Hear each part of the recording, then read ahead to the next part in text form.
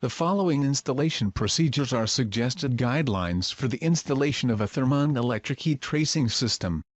Heat tracing cables may be installed in ordinary non-classified and hazardous classified locations depending on the specific cable options and approvals. Termination kits to fabricate a heat tracing circuit are not addressed in these installation procedures. Refer to installation procedures included with cable termination kits, or contact Thermon for specific instructions to fabricate heating cable. Individuals installing these products are responsible for complying with all applicable safety and health guidelines. Proper personal protective equipment, or PPE, should be utilized during installation.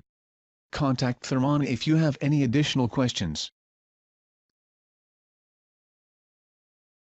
Upon receiving heating cable, check to make sure the proper type and output have been received. All flexible cables have the catalog number, voltage rating, and watt output printed on the jacket.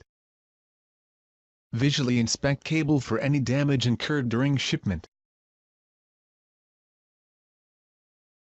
The heating cable should be tested to ensure electrical integrity with at least a 500-volt DC Megger. However, IEEE 515 and IEC 60079-30 recommend that the test voltage for polymer insulated heating cables be 2500 volt DC. Connect the positive lead of the Megger to the cable bus wires and the negative lead to the metallic braid. The minimum resistance should be 20 megohms. Record test results on Record 1 of Cable Testing Report in Thermon Installation Procedures, Form PN 50207. Before installing heating cable, be sure all piping and equipment to be traced is completely installed and pressure tested. Surface area where heat tracing is to be installed must be reasonably clean. Remove dirt, rust and scale with a wire brush, and oil and grease films with a suitable solvent. Locate the cable on the lower quadrant of the pipe at the 4 or 8 o'clock positions. If accessibility is a problem, the cable may be installed at the 10 or 2 o'clock positions. Temperature sensor should be located at least 90 degrees from all heating cables. Begin temporary installation at the proposed power supply location. Lay out the heating circuit on the pipe, allowing extra cable for the power connection and any splice connections. Do not exceed the heating cable minimum bend radius of 10 mm or 3/8 of an inch. Make heating cable allowances for valves, flanges, elbows and supports.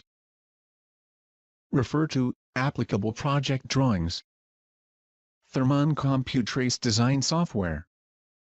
Or, for typical allowances for equipment with a flange rating of 150 pounds or less, Table 1 in Thermon Installation Procedures, Form PN 50207. Begin final heating cable attachment by securing the end of circuit termination kit and working back toward the power supply. Flexible heating cable is to be installed using circumferential bands of Thermon supplied attachment tape, installed at 30 cm or 12-inch intervals, to keep the cable in proper contact with the pipe. In addition to the circumferential tape requirements, continuous covering of aluminum foil tape may be required when spray or foam thermal insulation is applied, or when heat tracing non-metallic piping. Installation of heating cable on elbows, supports, and flanges. Elbows. Locate the cable on the outside radius of an elbow to provide sufficient heat to compensate for the added piping material. Secure the cable to the pipe on each side of the elbow with attachment tape. Pipe supports. Insulated pipe supports require no additional heating cable. For uninsulated supports, allow 2 times the length of the pipe support plus an additional 40 cm or 15 inches of heating cable, or as specified on project drawings. Flanges. Allow cable to be looped around pipe on each side of, and adjacent to each flange. Heating cable must maintain contact with flange when bending around pipe flanges to compensate for additional heat loss. Do not exceed heating cable minimum bend radius of 10 mm or 3/8 of an inch at temperatures down to -15 degrees Celsius or 5 degrees Fahrenheit, or 32 mm or 1 1/4 inch at temperatures down to -60 degrees Celsius or -76 degrees Fahrenheit. Installation on valves and pumps. Install heating cable on valves and pumps utilizing a looping technique. This allows the valve or pump to be removed if required. Crossing constant watt heating cable over itself should be avoided. Do not exceed heating cable minimum bend radius of 10 mm or 3/8 of an inch. The valve allowance is the total amount of additional cable to be installed on the valve. If multiple tracers are used, the total allowance may be divided among the individual tracers. The total valve allowance may be alternated among tracers for multiple valves in the heat trace circuit. For estimated cable requirements on typical valves and pumps, refer to applicable project drawings, Thermon copy trace design software, or for typical allowances for equipment with a flange rating of 150 pounds or less, Table 1 in Thermon Installation Procedures Form PN 50207. Complete splice connections, if required, in accordance with the installation procedures provided with the splice kit. Before making power connections, the heating cable should be tested to ensure electrical integrity with at least a 500 volt DC Megger. However, IEEE 515 and IEC 60079-30 recommend that the test voltage for polymer-insulated heating cables be 2500 volt DC. Connect the positive lead of the Megger to the cable bus wires and the negative lead to the metallic braid. The minimum resistance should be 20 megohms. Record test results on Record 2 of Cable Testing Report in Thermon Installation Procedures, Form PN 50207. Install power kit connection in accordance with the detailed installation procedures provided with the power connection kit.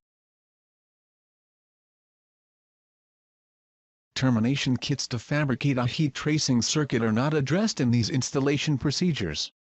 Refer to installation procedures included with cable termination kits, or contact Thermon for specific instructions to fabricate heating cable. Thermal insulation. The need for properly installed and well-maintained thermal insulation cannot be overemphasized. Without insulation, heat losses are generally too high to be offset by a conventional heat tracing system. In addition to piping and inline equipment such as pumps and valves, all heat sinks must be insulated. This includes pipe supports, hangers, flanges, and in most cases, valve bonnets. Verify heat loss consideration when using insulation blankets. Regardless of the type or thickness of insulation used, a protective barrier should be installed. This protects the insulation from moisture intrusion, physical damage, and helps ensure the proper performance of the heat tracing system. Seal around all penetrations through the thermal insulation. After installing thermal insulation and weather barrier, but before energizing the heating circuit, the Megger test should be repeated. This should call attention to any damage to the heating cable that may have occurred while installing the insulation. Record test results on Record 3 of Cable Testing Report in Thermon Installation Procedures, Form PN 50207. Apply caution labels to insulation weather barrier at 305 cm or 10-foot intervals. Final inspection and documentation. It is recommended that the circuit be temporarily energized so that the voltage, amps, pipe temperature and ambient temperature can be recorded. This information may be of value for future reference and should be maintained for the historical operating data log. Record test results on record 4 of cable testing report in Thermon installation procedures, Form PN 50207. Note: to ensure the heating cable warranty is maintained through installation, the testing outline on the Thermon cable testing report must be completed on the installed heating cables. Contact Thermon for additional details. For additional information on this product, visit us on the web at thermon.com.